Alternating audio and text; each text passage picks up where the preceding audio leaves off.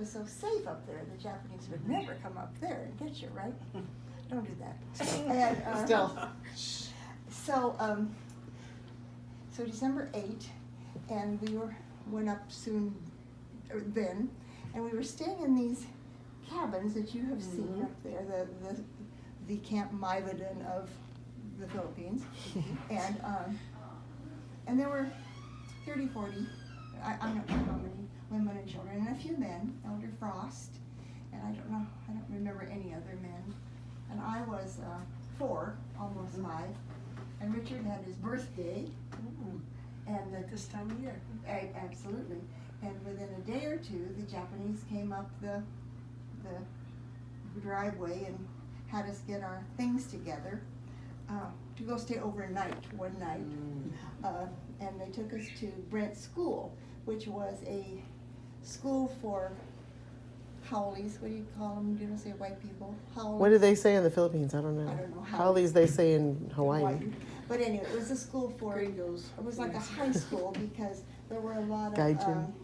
there were a lot of miners and other foreigners who wanted their children to have an education, though they were in the Philippines.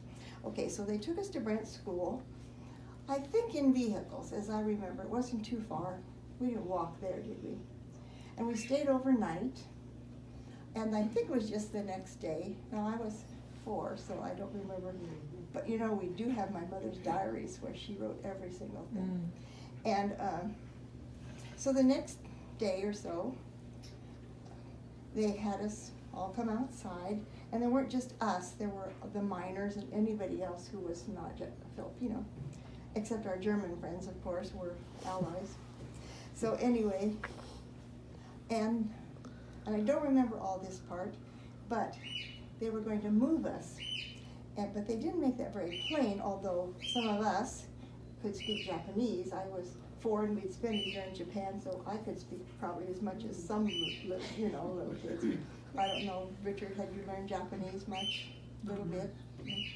But anyway, well, the Japanese, through Elder Eldridge and different people, said, okay, the grown-ups stay here and the children go over there.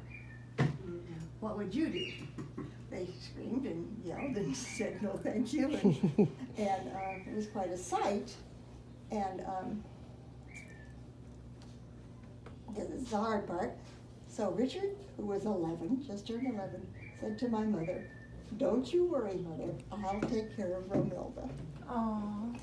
And my mother never forgot that. Well, the truth is, what they were trying to do was to give us children a ride on a truck to the prison camp while the grown-ups had to walk. Needless to say, we all walked. So my brother has always taken care of me in one way or another. Okay, did you think of a story? Wow. Wow. That's a good one, isn't it? Emotional. He's got lots of stories from, we